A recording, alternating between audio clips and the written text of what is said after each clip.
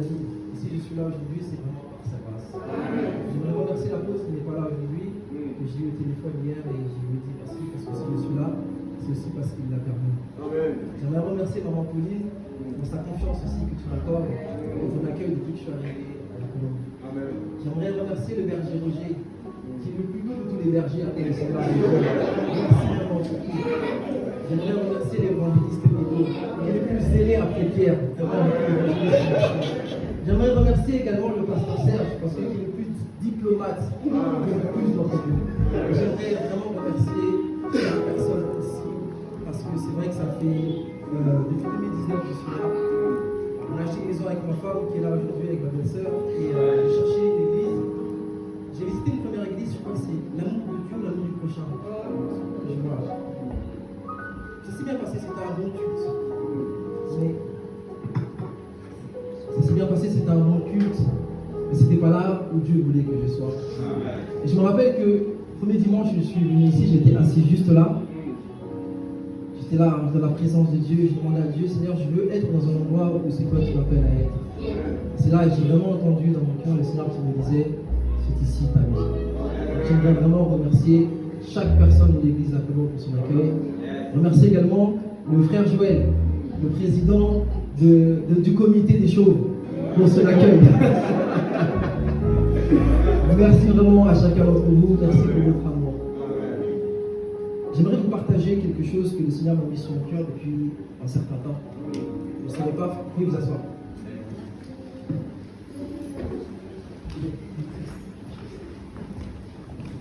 Je ne savais pas que je serais là aujourd'hui, mais le Seigneur sait toutes choses.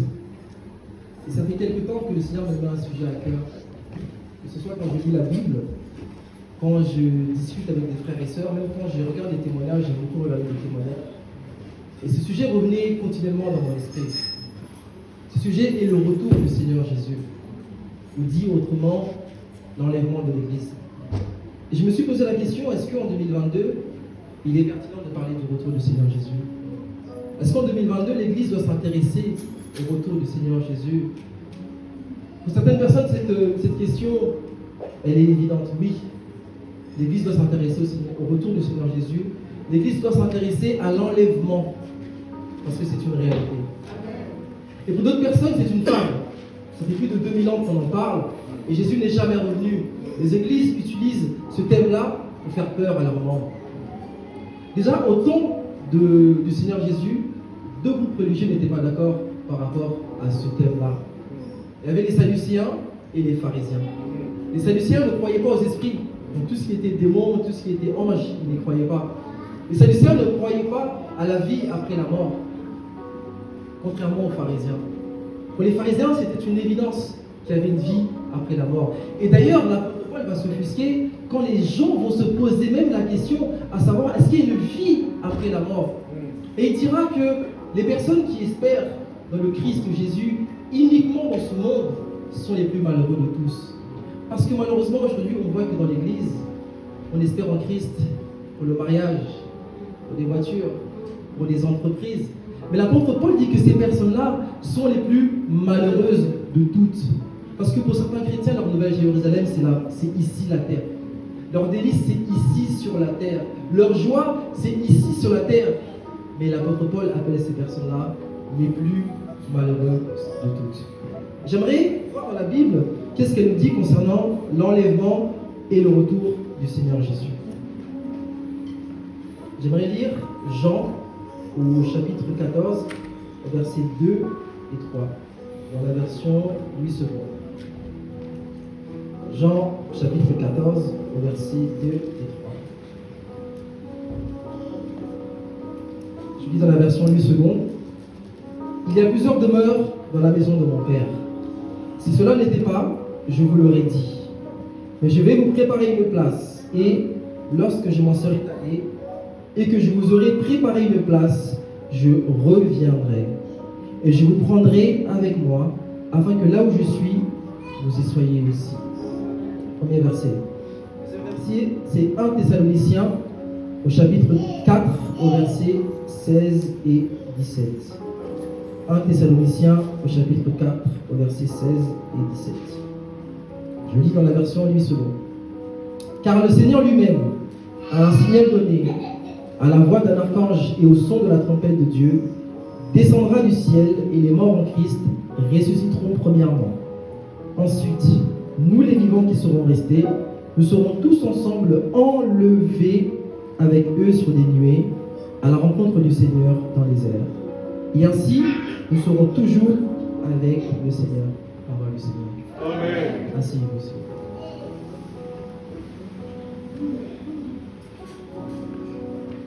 Dans le passage de Jean, le Seigneur Jésus nous dit que c'est une évidence.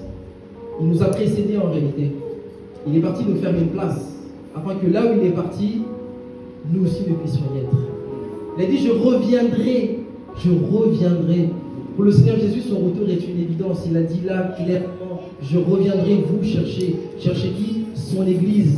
Son Église, nous qui sommes là. Le Seigneur Jésus reviendra nous chercher. Et dans le passage de Paul Thessaloniciens, on décrit en réalité comment va se dérouler l'enlèvement. On lui dit qu'au son d'un archange, le Seigneur Jésus va revenir. Et que nous qui sommes ici, l'Église, on ne va pas précéder ceux qui sont morts. Ils seront les premiers à être enlevés et nous serons également enlevés avec eux dans les nuées pour rejoindre notre Seigneur. J'aimerais lui dire ce matin que l'enlèvement est une réalité. J'aimerais lui dire ce matin que l'enlèvement est une évidence pour la Bible et devrait l'être pour chacun d'entre nous. Amen. Quand je faisais des études et que je me suis dit, mais comment les Sadduciens pouvaient dire qu'il n'y a pas de vie après la mort? Sur quoi reposer leur foi en réalité? Parce que c'était des croyants. C'était des croyants. Ils ne croyaient pas aux démons, ils ne croyaient pas aux anges. Mais quand la Bible nous dit, il atteste que c'est une réalité. J'aimerais vous donner 2 exemples d'enlèvement qui a déjà eu lieu dans la Bible. Parce que l'enlèvement a déjà eu lieu. Pas l'enlèvement de toute l'Église, l'enlèvement de 2 personnes. La première personne, c'est Enoch. La Bible nous dit que Enoch a été enlevé par la foi afin qu'il ne vit pas la mort. Mais qu'avant son enlèvement, il avait reçu de la part du Seigneur qui lui était agréable. Et c'est la première pensée que j'aimerais vous partager ce matin. À nous qui espérons être enlevés avec le Seigneur, nous devons être agréables au Seigneur. Nous devons avoir le témoignage que nous sommes agréables au Seigneur, parce que sinon, nous ne pouvons pas espérer être enlevés par le Seigneur. La deuxième personne qui a déjà vécu cette réalité de l'enlèvement est Élie. Élie avait un serviteur qui s'appelait Élisée. Et il lui a demandé quelque chose de très difficile. Il lui a dit, j'aimerais le double de ton onction. Et Élie lui dira que si tu me vois pendant que je serai enlevé, ce que tu me demanderas te sera donné. 2 exemples qui ont déjà eu lieu. Et la Bible appelle ça des préfigurations. Préfigurations, ça veut dire des choses qui vont nous permettre de voir ce qui va se passer par la suite. Mais par contre, la Bible ne nous dit pas l'heure. La Bible ne nous parle pas du jour. Elle nous dit que même les anges, ni même le Seigneur Jésus, ne sait quand est-ce que ce jour va arriver. Que Dieu seul le sait. Mais pourtant, la Bible nous donne des signes qui devront nous alerter que quand nous allons voir ces signes-là se manifester, nous saurons que le Seigneur est à la porte et que son retour est imminent. Et pour ça, je vais lire le livre de Luc au chapitre 21, au verset 7 à 13. Je vais le lire rapidement. Maître, lui demanda-t-il, alors quand cela se produira-t-il et à quel signe reconnaîtra-t-on que tous ces événements devront avoir lieu? Jésus leur dit, faites attention, ne vous laissez pas induire en erreur, car plusieurs viendront sous mon nom en disant, c'est moi le Messie, ou encore, le temps est venu. Ne les suivez pas. Quand vous entendrez parler de guerre et de soulèvement, ne vous effrayez pas, car tout cela doit arriver d'abord. Mais la fin ne viendra pas aussitôt après. Puis il ajouta, on verra se dresser une nation contre une nation, un royaume contre un autre. Il y aura des grands tremblements de terre et en divers lieux des famines et des épidémies séviront. Des phénomènes terrifiants se produiront et, dans le ciel, des signes extraordinaires apparaîtront. Mais, auparavant, on se saisira de vous, on vous persécutera, on vous traduira devant les synagogues et vous serez jetés en prison à cause de moi. Vous serez traînés devant les rois et les gouverneurs. Ces choses vous arriveront pour vous donner l'occasion d'apporter un témoignage. Vous savez, quand j'ai lu ce passage, sincèrement, j'étais dans la crainte. Parce que quand on parle du retour du Seigneur Jésus, on a l'impression que c'est quelque chose qui doit arriver dans X temps. En fait, quand je lis les signes ici, ils sont déjà tous accomplis. Il n'y a aucun signe en fait qui manque par rapport à ce qu'il nous a donné. Et il nous disait que ces signes-là devraient nous alerter quant à son retour. Je vais en donner quelques-uns. Il dira car plusieurs viendront sous mon nom en disant c'est moi le Messie.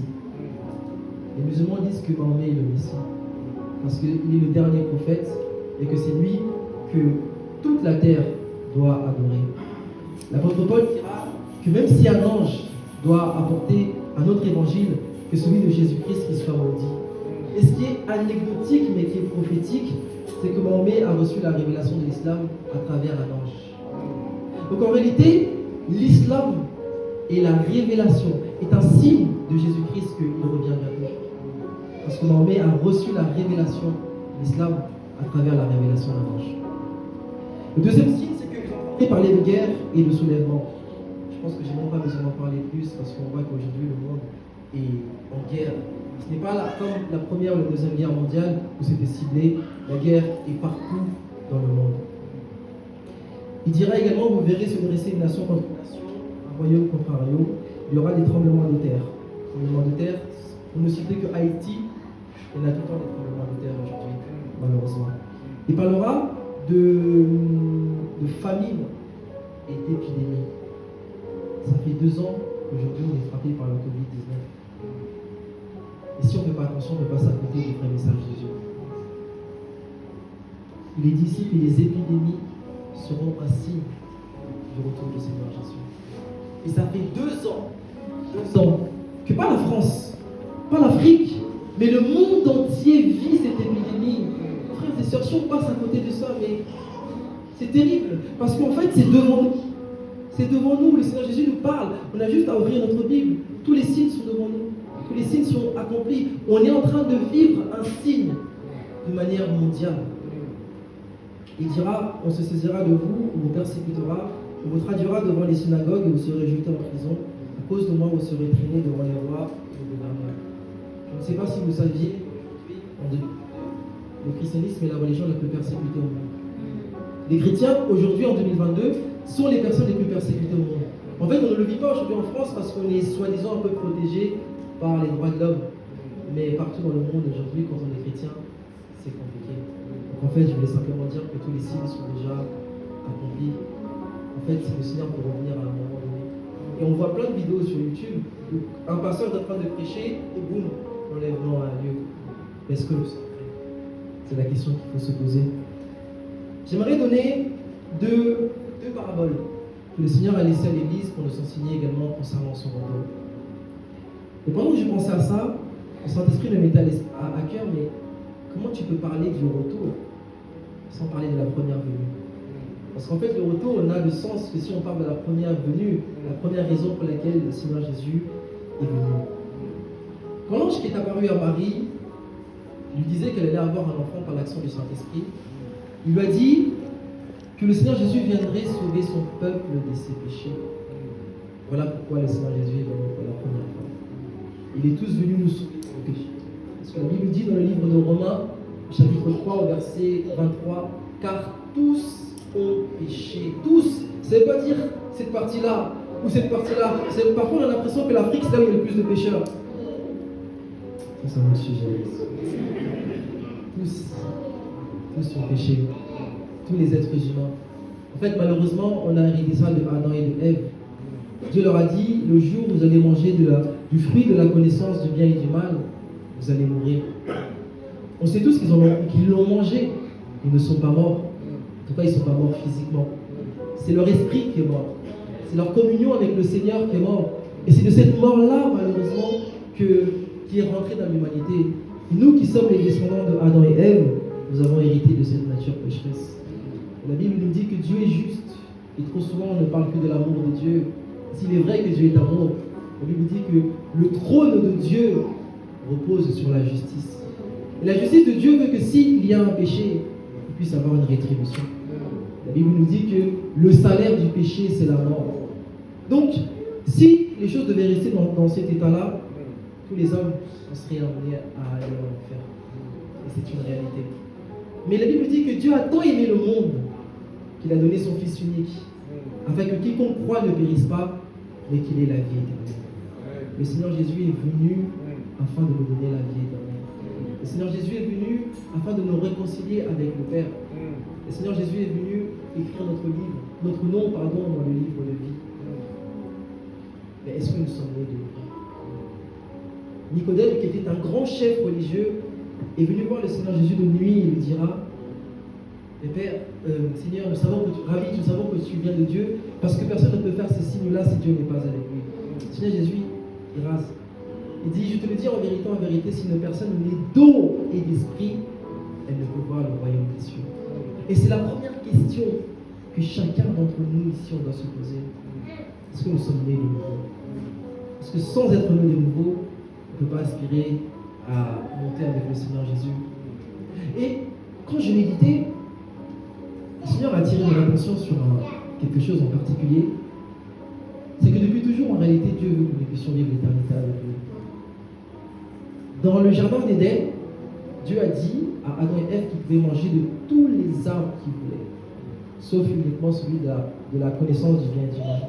Mais est-ce que vous savez que dans le jardin d'Éden, il y avait déjà l'arbre de la vie éternelle? Amen. Mais ça veut dire qu'en fait, l'éternité était déjà le plan de Dieu depuis toujours. Amen. La venue du Seigneur Jésus n'est pas un plan bis de la part de Dieu pour dire: ah, comme là j'ai raté, qu'est-ce que je vais faire? Non, non, non. L'éternité était déjà le plan de Dieu. Dieu n'a pas voulu que l'homme meure. Dieu n'a pas voulu que l'homme vive toutes ces choses qu'on vit aujourd'hui. Et parfois les gens disent: mais si Dieu existe, pourquoi il y a toutes ces choses? Mais ce n'est pas la volonté de Dieu.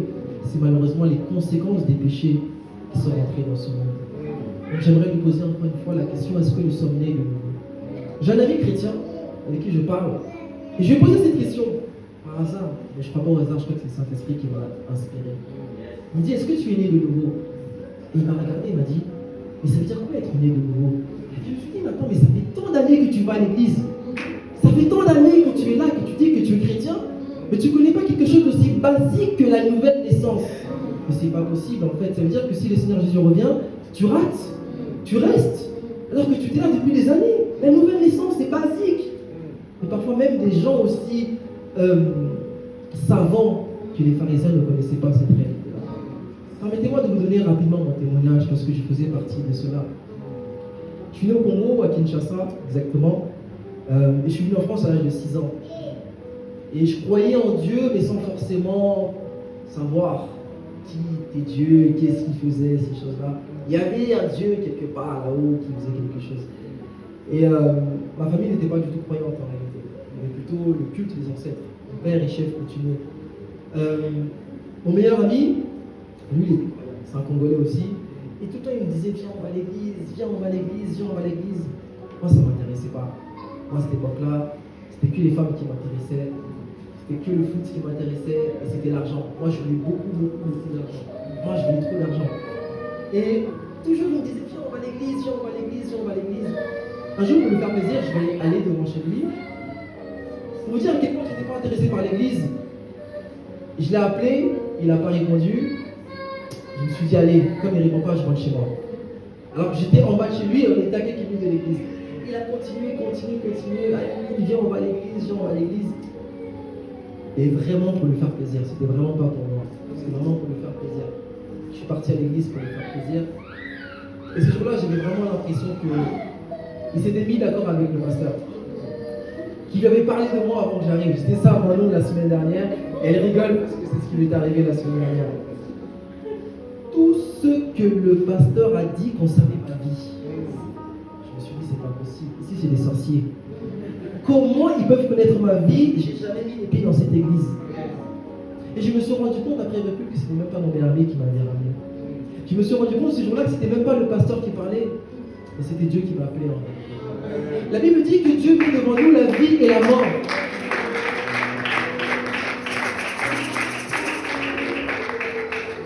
Dieu met devant nous la vie et la mort. Il nous dit de choisir. Dieu n'oblige personne à le suivre. Il nous appelle à le suivre. Mais malheureusement, je suis resté à l'église, mais pas pour les bonnes raisons. J'ai commencé à sortir avec les filles à l'église. J'ai commencé à avoir rapidement des responsabilités. J'ai toujours eu un don pour la parole. Parler comme ça, je ne suis pas stressé, je ne tremble pas. Je suis commercial de nature, donc parler, c'est toujours été un don que j'avais en moi. Quand on était avec mes copains, s'il s'agissait de draguer, c'était toujours moi qu'on envoyait. L'évangéliste, il parlait de ça la dernière fois. Je faisais partie de cela. Quand il fallait draguer, c'était Émile qu'on envoyait. On savait qu'elle allait revenir, avec toujours des numéros de téléphone. Malheureusement, je suis resté, je suis avec les filles à l'église, on m'a donné des responsabilités. Et ce don-là que j'ai eu depuis toujours s'est manifesté. On a même voulu faire de moi un pasteur de la jeunesse.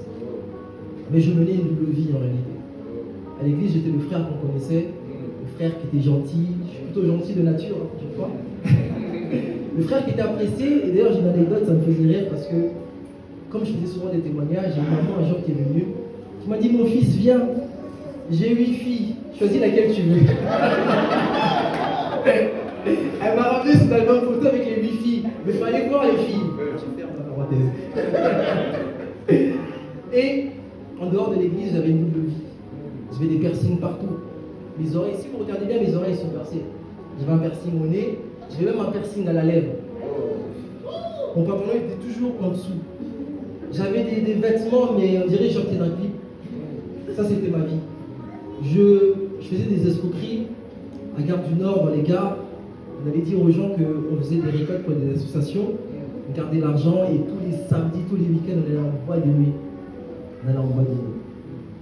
Et un jour, Dieu est venu me voir. Dieu m'a dit, le 13 avril 2011, si tu meurs aujourd'hui, Élie, tu vas aller en enfer. Vous savez, ça faisait 3 ans que j'allais à l'église, de 2008 jusqu'à 2011. Pourtant, ce message-là, j'avais déjà entendu. Je m'étais dit, les pasteurs, ils abusent. Si tu meurs, tu vas en enfer, l'enfer n'existe pas. C'est pour faire peur aux gens. Et Dieu m'a clairement dit, Émile, si tu meurs aujourd'hui, tu vas aller en enfer. Parce que tu mènes une double vie. Et vous savez, j'étais tellement matrixé, comme on dit les jeunes, j'étais tellement dans une pensée religieuse, que la première pensée que je me suis dit, c'est pas possible, je ne peux pas aller en enfer. Je donne ma dîme, je donne mon offrande. J'ai même des responsabilités à l'église. Le Seigneur m'a dit, mais celui qui a un pied à l'église et qui a un pied dans le monde, en réalité pour moi, ces 2 pieds sont dans le monde. La Bible appelle ça la séduction. La personne s'est séduite elle-même. Elle se dit, le dimanche, je vais venir à l'église, faire bonne figure, mais la semaine, je peux vivre ma vie. Et ce jour-là, vous savez, j'ai vraiment eu peur. C'est même pas peur, c'est une crainte. Vous savez, quand on vit, on dit on va mourir un jour. Mais quand Dieu m'a dit ça, je savais que c'était Dieu. J'avais la peur dans mon cœur. Je marchais, j'avais l'impression qu'à tout moment, je pouvais mourir, je pouvais exploser. Je sais pas, la Bible appelle ça la conviction de péché. Je savais à ce moment-là que la vie que j'avais menée n'était pas bonne devant Dieu. Et c'est pour vous dire à quel point j'étais matrixé et que j'étais dans une réflexion religieuse. J'aurais pu tout simplement m'agenouiller dans ma chambre. J'ai attendu le lendemain parce que pour moi, c'est à l'église qu'on peut demander pardon. C'est uniquement à l'église que Dieu va nous entendre. Le lendemain matin, je me rappelle, à 8h du matin, je suis parti à l'église et là, vraiment, j'ai demandé pardon à Dieu. J'ai dit, Seigneur, pardonne-moi. J'ai reconnu vraiment que l'enfer existe. Et vous savez, dans certaines églises, certains chrétiens n'aiment pas parler d'enfer, mais c'est une réalité. L'enfer existe. C'est comme un professeur qui dit à ses élèves, bon, toute l'année, on a un programme, mais il ne dit pas qu'à la fin de l'année, il y a une épreuve. L'enfer existe, mes frères et sœurs. On ne dit pas ça pour faire peur. On ne dit pas ça pour juger. Mais c'est une réalité dont nous parle la Bible. Et vous savez que j'ai regardé un tiers des prédications du Seigneur Jésus concernent l'enfer. Ça veut dire que c'est comme si, on va dire, un dimanche sur 3, il parle de l'enfer. Imaginez, un dimanche sur 3, il parle de l'enfer. Je crois qu'il y en a beaucoup qui quitteraient l'église. Mais c'est ce que le Seigneur Jésus disait, il prêchait. Et ce jour-là, de 14 avril 2011, j'ai eu une vision. En fait, dans ma vision, c'est difficile à expliquer parce que c'est spirituel, mais j'ai vu tous mes péchés apparaître devant moi. En fait, dans ma vision, là, je ne voyais plus, il y a une image qui s'est imposée devant mes yeux, et je voyais chacun de mes péchés devant moi. Et je me suis mis à pleurer, je me suis mis vraiment à demander pardon à Dieu. Parce qu'il y a repentance et repentance. Il y a repentance où, Seigneur, c'est par habitude, je demande pardon. Mais là, je faisais pas le malin. Je pleurais. La Bible dit dans le livre d'Ésaïe, ce sont vos péchés qui mettent une séparation entre vous et votre Dieu. Et ce verset-là, je l'ai compris ce 14 avril 2011. Quand j'ai véritablement demandé pardon à Dieu, Dieu a mis une paix dans mon cœur qui ne m'a plus jamais quitté jusqu'à présent. j'aimerais vous poser encore une fois la question. Est-ce que notre nom est écrit dans le livre de vie? L'évangéliste en parlait dimanche dernier. Quand nous acceptons Jésus comme Seigneur et Sauveur, il y a un livre dans le ciel qui écrit le nom. J'aimerais vraiment dire à chaque personne ici, faites pas la même erreur que moi. Ne venez pas à l'église pour venir à l'église. N'ayez pas un pied à l'église et un pied dans le monde, parce que pour Dieu, ça s'appelle de la séduction. Et si le Seigneur Jésus doit revenir maintenant, vous ne serez pas enlevés. La Bible dit que celui qui pense être debout fasse attention de ne pas tomber. Nous sommes tous concernés, moi-même le premier concerné. On doit tous veiller à notre marche. Parce que c'est ce qui est le plus important dans notre vie. Amen. J'aimerais parler de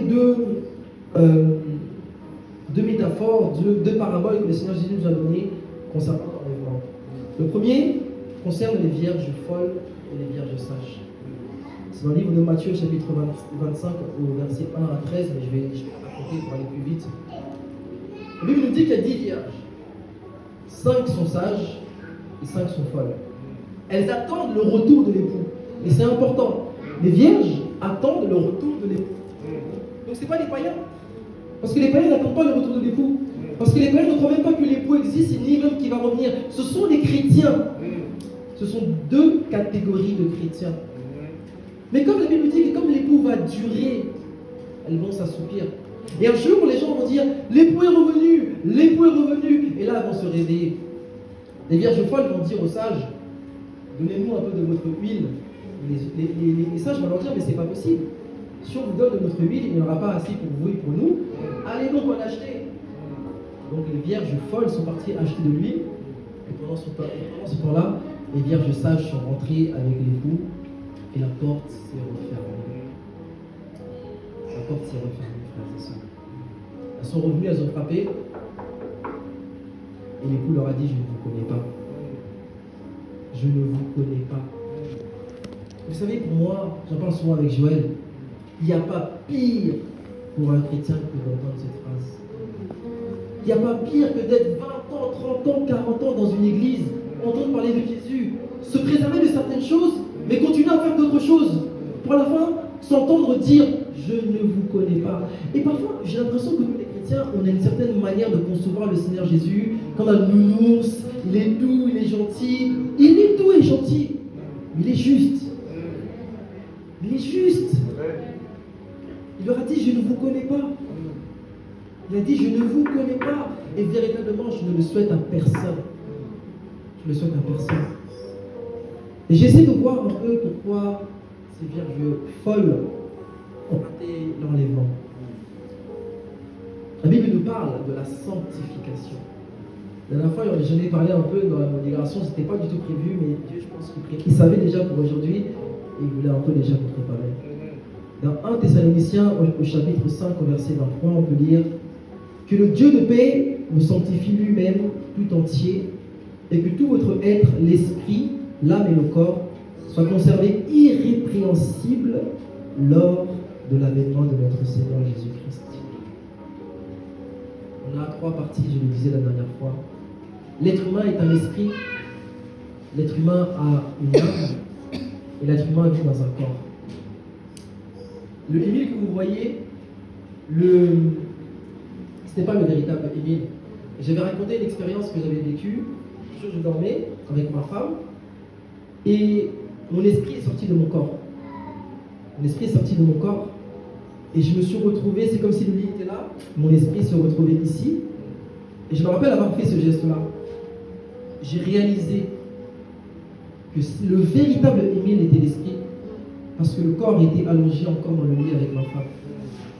Nous sommes esprit, et c'est cette partie-là qui est éternelle. Et l'esprit est composé de plusieurs parties, dont la communion, c'est ce qui nous permet de communier, de parler avec Dieu, la conscience et le subconscient. Mais j'aimerais parler plus spécifiquement dans l'esprit de la pensée. On avait déjà parlé la dernière fois, mais comme il n'y avait pas tout le monde, j'aimerais en reparler encore à nouveau. La Bible nous dit, concernant la pensée, dans Philippiens au chapitre 4, verset 8, au reste, frères, tout ce qui est vrai, tout ce qui est honorable, tout ce qui est juste, tout ce qui est pur, tout ce qui est aimable, tout ce qui mérite l'approbation, ce qui est vertueux et digne de louange soit l'objet de vos pensées. Je disais la dernière fois que le péché est la résultante de chaque pensée. Si vous voulez savoir si vous allez pécher demain, faites attention aux pensées que vous avez aujourd'hui. Qu'est-ce qui a occupé nos pensées ce matin? Qu'est-ce qui a occupé nos pensées cette semaine? Qu'est-ce qui a occupé nos pensées ces derniers mois? Parfois, si une blessure qu'une personne a pu nous occasionner, donc forcément on va avoir des douleurs. Parfois, c'est la convoitise, parce que le Seigneur Jésus dirait que coucher avec une femme n'est pas le seul moyen de commettre un péché. Quand on y pense, déjà une première forme de péché. Donc, j'aimerais nous dire ce matin que notre esprit, premièrement, doit être sanctifié. Notre esprit doit être sanctifié. Notre esprit doit être consacré au Seigneur Jésus. Le Seigneur Jésus, les Saint-Esprits doivent avoir la liberté de pouvoir prendre plaisir à être dans notre esprit. Mais j'aimerais nous dire également que parfois c'est l'ennemi qui met les mauvaises pensées en nous. Et quand cela doit arriver, on doit se lever et prendre l'autorité et le chasser au nom de Jésus. Parfois il m'arrive de prier, je suis là, je prie, je pense vraiment aux choses du Seigneur. Et une pensée qui vient comme ça, et qui n'arrête pas, même j'ouvre les yeux, je me dis mais pourquoi? Avec le recul, je comprends que c'est la guerre spirituelle. Avec le recul, je comprends que c'est le diable parfois qui veut me rappeler quelque chose qui me fait du mal, quelque chose qui va me désavantager, un souvenir douloureux. Parce que quand nous avons de mauvaises pensées, on ne peut pas avoir la paix. Quand nous avons des mauvaises pensées, on ne peut pas avoir la joie. Si nos enfants sont malades, si on a perdu notre travail, si on passe par des moments difficiles, donc on garde ça et qu'on rumine ça, on ne peut pas marcher dans la foi. Frères et sœurs, faisons attention à nos pensées. En parlant de la pensée, j'ai regardé un témoignage que j'aimerais rapidement vous partager. C'est une sœur qui a passé un moment difficile en fait. Dans la journée, elle a eu un accrochage avec un collègue qui lui a mal parlé, qui l'a vraiment invectivé. Cette collègue-là s'est dit, bon, je suis chrétienne, je ne vais pas lui répondre, mais elle a gardé dans son cœur des mauvaises pensées. Elle a gardé, elle ruminait, ça ruminait, ça ruminait. Elle est arrivée chez elle à 22h. À 3h du matin, elle s'est réveillée, elle a compris que non, c'était encore là. Elle s'est repentie, elle a demandé pardon au Seigneur Jésus, et elle est partie dormir. Quand elle est partie dormir, elle a commencé à rêver du déroulement de la journée.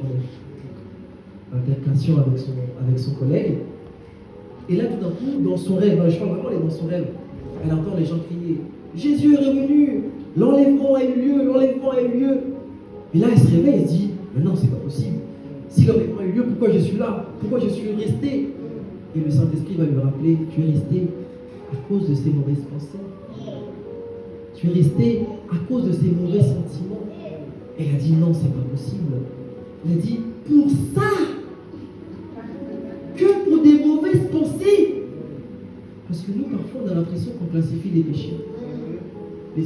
Ceux qui vont là en enfer, qui ont une place VIP, c'est Hitler, c'est Staline et c'est Mobutu. Eux, ils sont VIP. C'est eux, c'est pour eux l'enfer. Mais si la Bible nous recommande d'avoir certains types de pensées, mais si nous en avons, c'est un péché. Parce qu'un péché, c'est-à-dire rater la cible. Donc si nous n'avons pas ces pensées-là, c'est que nous avons péché. Et cette sœur, elle était en pleurs. Elle était en pleurs. Elle a raté l'enlèvement à cause des mauvaises pensées. Quelque chose que peut-être pour nous, on va dire, c'est rien. C'est banal. Qu'est-ce qu'elle fait? Elle va dans son église.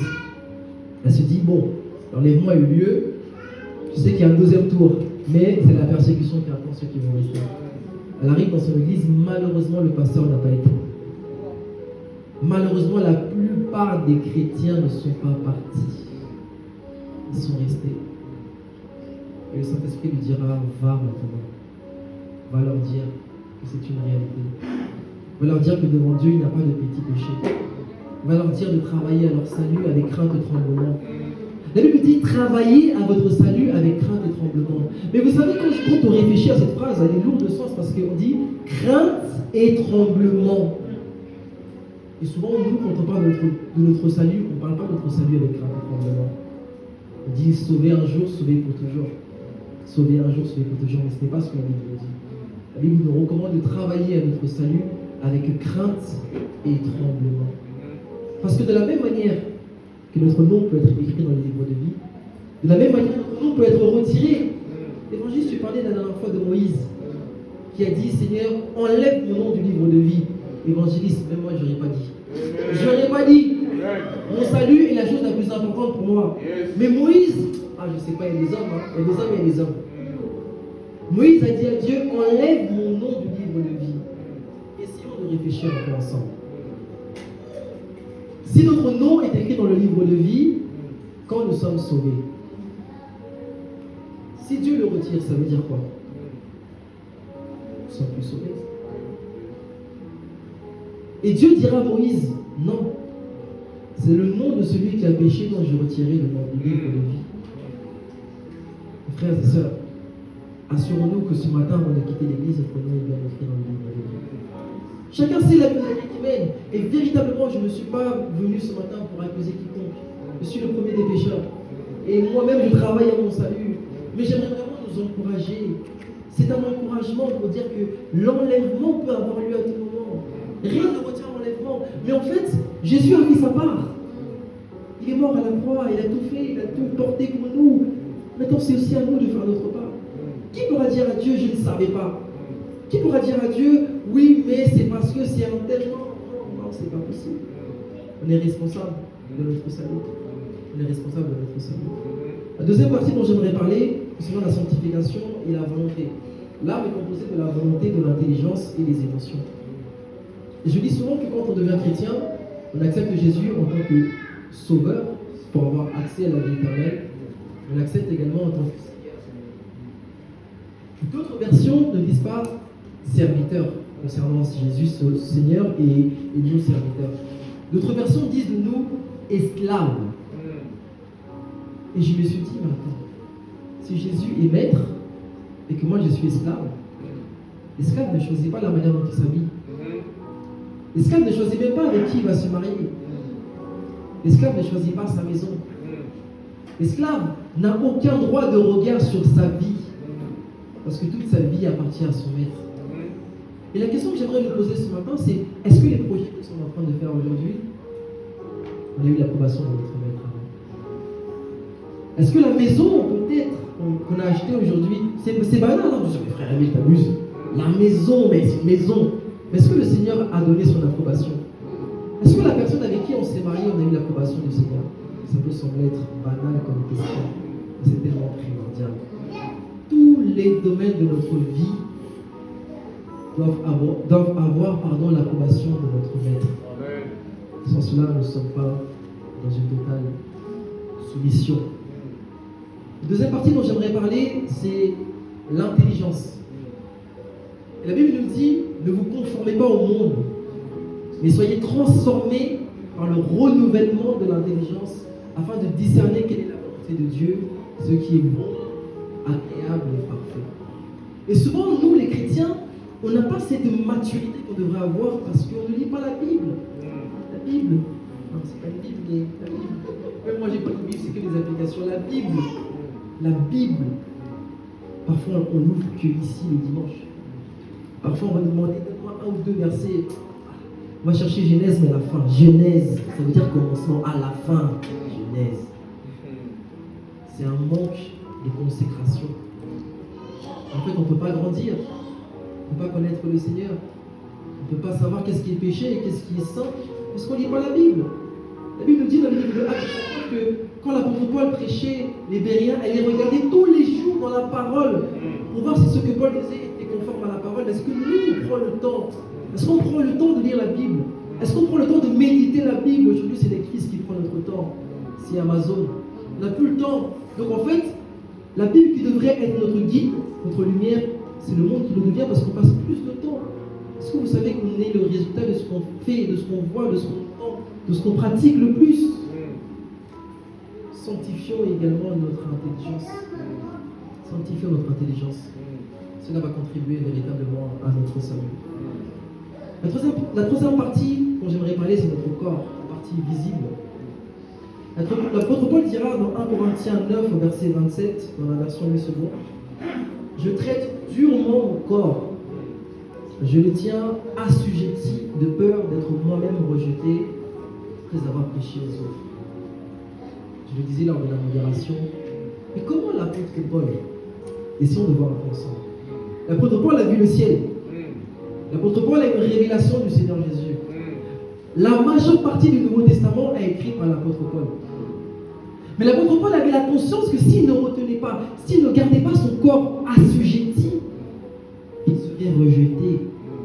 Parce que trop souvent, on a cette pensée de dire, quand les hommes vont tromper, ah mais c'est des hommes. Vous savez, c'est des hommes.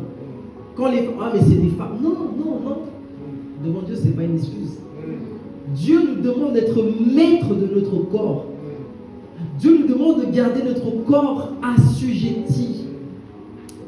Autrement, nous serons rejetés. Rejetés par le Christ, comme les vierges qui sont venues frapper à la porte. Et j'aimerais parler de certaines pratiques. Excusez-moi, je veux vraiment être franc. Parfois, nous avons au sein de notre église, si c'était dans le monde, ce serait normal, en parenthèse, mais parfois on peut retrouver dans l'église. L'impudicité est simplement le fait d'avoir un rapport sexuel en dehors du mariage, qui aujourd'hui est parfois devenu banal dans nos églises. La Bible dit que les impudiques n'hériteront pas du royaume des cieux. Gardons notre corps assujetti. Et je sais de quoi je parle. Véritablement, c'est difficile, mais c'est une condition requise, indispensable, pour véritablement voir le royaume des cieux. Le concubinage. Chez un homme et une femme qui vivent ensemble alors qu'ils ne sont pas mariés. Parfois, c'est normalisé dans nos églises. On sait qu'on n'est pas mariés, mais on vit ensemble. Et parfois, on dit, oh, mais comment on fait? C'est le Dieu sait que. C'est parfois les excuses qu'on donne. Dieu sait qu'il a donné sa parole et qu'on doit la respecter. Amen. Fuyons le concubinage. La masturbation par rapport aux célibataires. C'est difficile, je ne dis pas, toutes les choses dont je vais parler, je ne dis pas que c'est facile, et ce n'est pas une condamnation, mais c'est vraiment pour nous encourager à marcher dans la sanctification. La Bible dit que sans la sanctification, nul ne verra le Seigneur. Nul ne verra le Seigneur. Si je parle de ces choses-là, qui peuvent être, c'est pas, franchement pour moi c'est pas facile d'en parler, mais j'en parle vraiment pour notre édification, j'en parle pour notre bénédiction, parce que moi ce que je veux véritablement, c'est que toutes ces années qu'on est en train aujourd'hui de sacrifier, tout ce qu'on est en train de faire aujourd'hui, qu'un jour ça puisse nous bénéficier. J'aimerais voir Maman Pauline à la Nouvelle-Jérusalem, j'aimerais voir l'évangéliste Edo, j'aimerais voir chacun d'entre nous à la Nouvelle-Jérusalem, mais il y a un prix à payer. Il y a un prix à payer. Et la Bible dit que le royaume des cieux est forcé, et ce sont les violents qui s'en emparent. Ce sont les violents qui s'en emparent. On doit faire violence à notre corps. Oui, le célibat c'est difficile. Oui, c'est pas évident de rentrer seul à la maison. Des semaines, parfois des années après des années. Mais il y a une récompense à la fin. Une récompense à la fin. Donc on doit marcher dans la sanctification. Oui, c'est difficile. Mais ce qu'on a gagné est plus difficile et beaucoup plus précieux que ce qu'on va abandonner. Je parlerai pour les couples mariés de la sodomie. Pardonnez-moi, mais c'est une réalité qu'on vit parfois aussi dans nos églises. La Bible appelle ça un acte contre nature. La Bible parle de l'adultère, parce que dans certaines églises aussi, on peut concevoir qu'un homme puisse avoir plusieurs femmes. Alors que Dieu va dire que l'homme va s'attacher à sa femme. L'homme au singulier et sa femme au singulier. Il n'y a pas de 2, 3, je ne sais pas de mix. C'est un homme, c'est une femme. J'aimerais parler de l'avortement. L'avortement parfois qui peut avoir lieu dans nos églises. Parce qu'on a commis un péché et qu'on ne veut pas que ce péché puisse être connu et qu'on veut camoufler. Mais la Bible appelle ça un meurtre. Parce que le Seigneur va dire à Jérémie, avant que tu ne sois dans le ventre de ta mère, je te connaissais. Donc c'est ce que la science va quantifier en termes de semaines pour dire que c'est une personne, Dieu appelle ça déjà une personne. Fuyons l'avortement. J'aimerais parler des mensonges. Une femme vit avec un conjoint, mais se déclare seule à la CAF. C'est une réalité qu'on vit aujourd'hui. Combien de fois ma mère, quand j'étais plus jeune, je me rappelle, il y a toujours des tantines quand elles appellent, nos mamans ne veulent pas. Je suis malade. Je suis malade. Elle est à côté. Je suis malade. Mais c'est un mensonge. C'est des petits mensonges. Et pour Dieu, il n'y a pas de petits mensonges. C'est un mensonge. J'aimerais parler du vol. Il y avait une autre sœur également qui a fait un témoignage. Elle avait raté l'enlèvement parce qu'elle avait travaillé, je crois, en tant que femme de chambre. Elle prenait les papiers, mouchoirs, les rouleaux de je ne sais pas quoi. Elle a raté l'enlèvement parce qu'elle prenait des rouleaux de papier toilette à son travail. Les rouleaux de papier toilette. Le Seigneur Jésus a dit, tu as volé. Tu es une voleuse. Elle pleurait quand elle faisait son témoignage. Parce que pour elle, c'était c'était même pas un péché. Tout le monde, quand tu travailles dans les grandes institutions comme ça, ne prend pas des stylos, des post-it, mais qui sont pour notre travail. J'aimerais parler également de la musique mondaine. C'est une réalité que nous vivons aujourd'hui.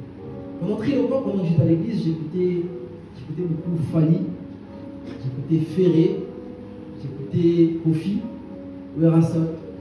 Un jour, je me rappelle que je sortais d'une réunion de Saint-Esprit et j'écoutais une chanson de Kofi qui s'appelle Wake Up. Wake Up qui veut dire Eden, Wake Up en anglais, ça veut dire quoi? Merci Eden. Ah, tu me rassures. Wake Up. Et les premières paroles de Kofi, Wake Up, ça veut dire, il disait, nous avons un système, il a dit, fais-le veut dire que nous, tous autres, que la méthode on est dans le système de l'enfer, ce qui veut dire que le feu est en train de s'embraser, mais nous, on ne brûle pas. On est dans le système de l'enfer. Un chrétien qui écoute de Kofi, un chrétien qui écoute du Ouerassa. Et parfois, des frères et sœurs, tu rentres dans leur voiture, mes oreilles saignent. Je dis la vérité, mes oreilles saignent. Parce qu'on est charnel. C'est des musiques que j'écoutais avant. Et des fois, tu vois que ton pied est comme ça. C'est comme si la chair veut se réveiller. Reste comme ça. Mais c'est vrai. Pour moi, je dis la vérité. Des fois, les gens me disent, toi, t'es trop radical. Toi, de toute façon, on dirait. Il y a un frère chrétien qui m'a dit, toi, tu vis comme si tu étais déjà au paradis. Moi, je lui dis, je vis comme ça pour rentrer au paradis.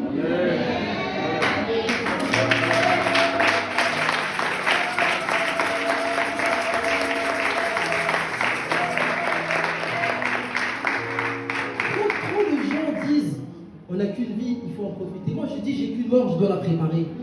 J'ai qu'une seule mort, je dois la préparer. Je ne crois pas au purgatoire, qui est un lieu où, après notre mort, on a le temps de se purifier, de se sanctifier, et finalement, comme la musique, je crois que c'est Paul Laref qui dit ça, on ira tous au paradis. On n'ira pas tous au paradis. C'est faux. On n'ira pas tous au paradis. C'est faux. Il a menti. C'est faux. On n'a qu'une seule mort, on doit la préparer. Préparons-la. Et moi, je le dis, oui, clairement, qu'un chrétien qui écoute de la musique mondaine, c'est pas la volonté du Seigneur. C'est pas la volonté du Seigneur. Ferré se fait appeler Chétan. S'il vous plaît, même si on a besoin de discernement. Quelqu'un qui se fait appeler Chétan. Mais qu'est-ce qu'on veut? On veut qu'un ange apparaisse et dise, lui, il se fait appeler lui-même Chétan. Ah! Mais qu'est-ce qu'on veut comme révélation encore? Le diable connaît l'influence de la musique. Le diable jouait de la musique pour le Seigneur. La musique a été créée pour glorifier Dieu. Donc quand on joue de la musique, ça a deux possibilités. Soit ça glorifie Dieu, soit ça glorifie le diable. Il n'y a pas de possibilité, il n'y a pas entre les deux. Comme moi je pensais, bon j'ai un pied à l'église et j'ai un pied dans le monde. Soit la musique qu'on écoute elle glorifie Dieu, soit elle glorifie le diable. Et si elle ne glorifie pas Dieu, c'est qu'elle glorifie le diable. Et la Bible nous dit que tout ce que vous faites en parole, en acte, soit pour la gloire de Dieu. Quelle gloire avons-nous dans les musiques que nous écoutons? Véritablement, choisissons très minutieusement les musiques que nous avons dans notre téléphone, les musiques que nous écoutons au quotidien. J'aimerais parler également des vêtements, parce que ça aussi c'est dans la sanctification. Et quand je parlais des vêtements, je rigolais moi-même, je me suis dit, mais est-ce qu'un footballeur peut jouer en costume? Non.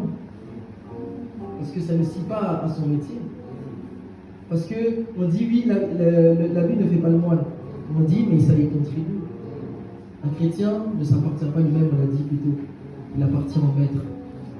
On ne peut pas porter tout ce qu'on veut. Je le dis clairement. Un chrétien ne peut pas porter tout ce qu'il veut. homme ou femme. La Bible dit même que les efféminés n'hériteront pas du royaume des cieux. Aujourd'hui, cherche un pantalon à Zara. Mais il faut voir les pantalons. C'est même pas skinny. C'est même pas. Ah, j'ai même pas le mot. C'est tellement serré que même je prends juste une jambe.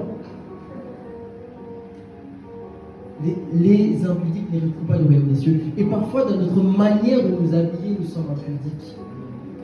L'impudicité n'est pas forcément que le rapport. L'impudicité, parfois, ça peut être moulant, transparent, efféminé. Véritablement, je le dis, parce que ça rentre également dans la sanctification. Ça rentre dans la sanctification. J'aimerais pour terminer, il me reste pas beaucoup de temps. 5 minutes. Parler de la parabole des talents. La Bible nous dit qu'un homme devait partir en voyage, il appela ses serviteurs, il en avait 3. Confia 5 talents à l'un, 2 à l'autre et 1 au dernier. Il leur dit, faites fructifier ces talents-là. Il parta et quelques temps après, quand il est revenu, il leur demanda, alors, qu'est-ce que vous avez fait des talents que je vous ai confiés? Celui qui en avait 5, il lui dit, Seigneur, tu m'as confié 5 talents. Je t'en donne 5 autres, donc je t'en redonne 10. Le Seigneur, le maître lui dira, bon et fidèle serviteur, viens et entre dans la joie de ton Seigneur. Tu étais fidèle en peu de choses, t'en sera confié les plus grandes. Celui qui en avait 2 lui dit, Seigneur, tu m'as confié 2 talents. Voilà 2 de plus. Le Seigneur lui dira, bon et fidèle serviteur, viens et entre dans la joie de ton Seigneur. Mais celui qui avait reçu un seul talent, qu'est-ce qu'il a fait? Il a pris ce talent et il l'a caché. Vous savez ce que le maître il a fait? Lui, il a dit, prenez-le, jetez-le dans les ténèbres du dehors, là où il y a des cris et des grincements de dents. On parle d'un serviteur de Dieu. On ne parle pas d'un païen. Un serviteur, prenez-le et jetez-le dans les ténèbres du dehors, là où il y a des grincements de dents. Autrement dit, l'enfer. Moi, j'aime dire l'enfer. Et comme je disais tout à l'heure, parfois, on a une pensée concernant le Seigneur qui n'est pas simplement biblique. Parce que le Seigneur Jésus dit que ces serviteurs qui ne portent pas de fruits, seront jetés en enfer. C'est pas moi qui le dis, c'est la Bible qui le dit. C'est pas un jugement, c'est une réalité qui est biblique. Et je me suis posé la question, Élie, depuis que tu es chrétien, tu as gagné combien d'âmes? Tu as fait combien de disciples depuis que tu es chrétien? Parce que si je parle de ça, c'est bien beau pour moi de parler de ça. Mais un jour, quand je serai devant le Seigneur, je vais vraiment aussi me rendre compte. La dernière mission, le dernier ordre que le Seigneur Jésus a donné, c'est aller et faire de toutes les nations des disciples, les baptisant au nom du Père, du Fils et du Saint-Esprit, et apprenez-leur tout ce que je vous ai appris. Aller. Vous savez, parfois dans nos églises, c'est tellement bien qu'on reste entre nous. Réunion lundi entre nous. Réunion mardi entre nous. C'est bien de se faire du bien, c'est bien d'être entre nous. Mais ce n'est pas ce que le Seigneur veut uniquement. Il nous a dit allez. Et cette réalité-là, on la trouve également avec Moïse. Quand il a rencontré le Seigneur à travers ce buisson ardent, ça lui a dit va délivrer mon peuple. Ésaïe a eu une révélation de la gloire de Dieu, son trône. Et Dieu dira, qui marchera pour moi? On devient chrétien en réalité pour servir le Seigneur, pour porter du fruit. Est-ce que si le Seigneur Jésus revient aujourd'hui, nous allons avoir des fruits à nous présenter? Combien de disciples? Il a dit, allez et faites des disciples. Il n'a pas dit d'aller et faire des croyants. J'ai fait ça, donc je peux en parler librement. Moi, avant, quand j'ai évangélisé, je disais aux gens, viens à l'église et tu vas te marier. Non, c'est vrai. C'est moi qui. Je parle de moi. Je parle de personne. Si c'est vous, c'est vous. Moi, je parle de moi. Avant, je disais, viens à l'église et tu vas te marier. Viens à l'église et tu auras un enfant. Viens à l'église et Dieu va bénir ton entreprise. C'est pas de l'évangélisation. Ce n'est pas de l'évangélisation. L'évangélisation, c'est parler de la bonne nouvelle. C'est ça l'évangélisation. La Bible dira dans Romains 10, au verset 13-14, car quiconque invoquera le nom du Seigneur sera sauvé. Mais comment invoqueront-ils celui dont ils n'ont pas cru? Et comment croiront-ils en celui dont ils n'ont pas entendu parler? Et comment en entendront-ils parler s'il n'y a personne qui les prêche? Il dit dans 2 Corinthiens 5, 20, nous faisons donc les fonctions d'ambassadeurs pour Christ, comme si Dieu exhortait par nous, nous en supplions au nom du Christ, soyez réconciliés avec Dieu. Dieu a donné à l'Église le ministère de la réconciliation. Dieu n'a pas donné à l'Église le ministère de la richesse, le ministère du mariage, le ministère du remariage, le ministère d'avoir des enfants, le ministère de la réconciliation. Mais je me suis dit, s'il y a réconciliation, c'est qu'initialement il y a eu séparation. Et la séparation est venue à cause du péché. Dans certaines églises, on ne peut plus parler de péché parce que ça va mettre les gens mal à l'aise. Les gens ne vont pas aimer. Les gens vont fuir l'église. Mais c'est le ministère de la réconciliation qu'on doit aller prêcher. On doit dire aux gens qu'ils doivent abandonner leur vaine manière de vivre, qu'ils doivent sortir du concubinage, qu'ils doivent arrêter de voler la CAF, les impôts. Tu gagnes par exemple 25 000 € à l'année, mais tu déclares 20. Ah! Franchement. Mais pour Dieu, c'est un vol. Franchement, quand vous allez rentrer à la maison, s'il vous plaît, regardez un peu les témoignages d'enlèvement. Et regardez les raisons pour lesquelles les gens ne sont pas enlevés. C'est des raisons vraiment qui sont futiles. La Bible nous parle d'une femme, la femme samaritaine qui a rencontré Jésus, pour le faire rapidement, pour terminer. Quand elle a rencontré le Seigneur Jésus lui a dit que l'homme avec qui elle vivait n'était pas son mari et qu'elle a déjà eu 5 maris.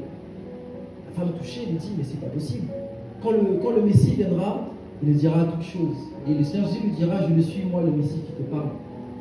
La femme est partie voir les gens de son village. Elle leur a dit, venez voir l'homme que j'ai rencontré, n'est-il pas le Messie? Les gens sont venus, ont écouté le Seigneur Jésus et ils lui ont dit à la femme, nous étions venus parce que tu nous avais dit, tu nous avais parlé de lui. Maintenant nous croyons parce que nous-mêmes l'avons expérimenté. C'est ça l'évangélisation. On a tous au moins un témoignage. Comment est-ce qu'on a rencontré le Seigneur Jésus? On a au moins un témoignage de conversion et au moins un témoignage de bénédiction. C'est simplement ça. Il a fait ça pour moi, il peut le faire pour toi. Il a fait ça pour moi, il peut le faire pour toi. Les gens m'ont dit, on était venus initialement parce que tu nous l'as dit, mais maintenant nous sommes venus et nous croyons parce que nous l'avons expérimenté. Et j'aimerais terminer avec une question que les disciples ont posée au Seigneur Jésus qui m'a vraiment interpellé. Luc 13, versets 23 à 24. Les apôtres ont posé cette question au Seigneur Jésus. Seigneur, n'y a-t-il que peu de gens qui soient sauvés? Et le Seigneur Jésus répondra, efforcez-vous d'entrer par la porte étroite, car je vous le dis, beaucoup chercheront à entrer et ne le pourront pas. Car large est la porte, spacieux est le chemin qui mène à la perdition, et il y en a beaucoup qui entrent par là. Mais étroite est la porte, resserrez le chemin qui mène à la vie, et il n'y en a que peu qui le trouvent. Comme pour les vierges, comme pour la parabole des talents. Les païens ne cherchent pas à rentrer par la porte étroite qui mène à la vie éternelle. Ce sont nous les chrétiens qui aspirons à l'enlèvement. Nous les chrétiens qui aspirons à rentrer. Mais le Seigneur dit qu'il n'y a que très peu de personnes. Parce qu'en fait, il n'y a que très peu de personnes qui sont prêtes à payer le prix. Parce que le prix est dur. C'est un grand prix qu'il faut payer pour rentrer au ciel. Et j'aime à dire que personne ne rentre au ciel par hasard. Oh, je suis arrivé au ciel. Non. Personne n'arrivera au ciel par chance. On arrivera au ciel par détermination. Il faut que notre entrée au ciel soit notre raison de vivre. Soit ce qui nous motive tous les jours. Tous les jours. Je crois que je l'avais dit il y a 2 ans, quand je suis arrivé lors d'une veillée. Quand on regarde dans la Bible, concernant le salut, Dieu ne fait pas dans le sentimentalisme. À l'époque de Noé, la Bible dit que toute la terre vivait dans le péché. Et Dieu a dit qu'il veut tout raser. Sur toute la terre, 8 personnes seulement étaient sauvées. Noé, sa femme, et les enfants de Noé et leur belle-fille. 8 personnes sur toute la création. Et on veut simplement s'arrêter sur un Dieu d'amour. J'aimerais lui dire, Dieu n'a pas fait l'enfer pour les hommes. Dieu a fait l'enfer pour le diable et ses démons. Mais ce sont les hommes, en refusant de se soumettre à la volonté de Dieu, qui se condamnent eux-mêmes. Ce n'est pas Dieu qui envoie les gens en enfer, c'est les gens qui s'envoient en enfer eux-mêmes. Le peuple d'Israël, le peuple élu, le peuple chéri de Dieu, sur 600 000 hommes, et l'évangéliste nous parlait la dernière fois que c'est hommes seulement. On ne parlait pas des femmes, on ne parlait pas des enfants. Sur 600 000 hommes qui sont sortis d'Égypte, 2 personnes seulement sont rentrées. 600, imaginez, 600 000, je ne vais même pas parler des femmes et des enfants. Faites le calcul, 600 000, 2 personnes qui sont rentrées. À Sodome et Gomorrhe, qui sont 2 villes, Lot et ses 2 filles qui sont rentrées. Sa femme devait rentrer, mais elle a préféré le monde avec la dame en arrière. 3 personnes sur 2 villes. Je vais terminer. La dernière fois, j'ai parlé de la foi et qu'il était nécessaire de manifester cette foi par des actes concrets. Et je vais reprendre ce même livre de Hébreux pour terminer qui dit Noé a cru en Dieu. Dieu lui a annoncé des événements qu'on ne voyait pas encore. Alors, Noé a pris la parole de Dieu au sérieux. Il a construit un bateau pour sauver sa famille. En faisant cela, il a condamné le monde et à cause de sa foi, Dieu a reconnu que c'était un homme juste. Aujourd'hui, nous parlons de l'enlèvement. La Bible dit que quand Dieu a donné cette parole à Noé, alors Noé a construit un bateau. Après cette prédication, après ce message, quel sera le alors de chacun d'entre nous? Qu'est-ce qu'il faudra changer? Parce que si on sort d'un message comme celui-ci sans rien changer, c'est que vraiment, notre salut n'est pas notre priorité. Et si une personne est ici, et comme moi, je parle de moi, c'est même pas comme si je parlais de quelqu'un, comme moi, a un pied dans l'église, et sait qu'il a un autre pied dehors, mon frère, ma soeur, c'est pas la peine de te séduire, tu n'iras pas avec le Seigneur Jésus. Tu sais au fond de toi quelle vie peut-être tu mènes à l'extérieur. Tu n'iras pas avec le Seigneur. Et si tu ne marches pas dans la sanctification, tu n'iras pas avec le Seigneur. Et si le Seigneur revient aujourd'hui et te demande de rendre compte des fruits par rapport aux dons, aux talents qu'il nous a donnés et qu'on n'a aucun fruit à lui rendre, on n'ira pas avec le Seigneur. C'est la Bible qui le dit. Prenez-le et jetez-le dans les ténèbres du dehors, là où il y a des cris et des grincements de mort. En 2018, je suis parti avec ma femme au Congo. J'aimerais finir avec ça, où avant de voyager, on prépare son voyage. On a fait notre passeport, on a fait le vaccin contre la fièvre jaune, on a loué un hôtel, on a acheté des vêtements. En fait, si véritablement on veut bénéficier de l'enlèvement, on doit préparer notre voyage. Personne ne voyage comme ça. J'arrive pas à l'aéroport, c'est bon, non. Si nous voulons partir, parce que c'est un voyage. C'est un voyage. Préparons notre voyage. Préparons notre rencontre. Si véritablement tu n'as pas l'assurance que ton nom est écrit dans le livre de vie, nos bergers sont là. Allez les voir. Ils vont prier pour vous. Ils vont nous accompagner. Ils sont là pour ça. Et la Bible dit dans Apocalypse 22, 20, celui qui atteste ces choses dit, oui, je viens bientôt. Amen. Viens.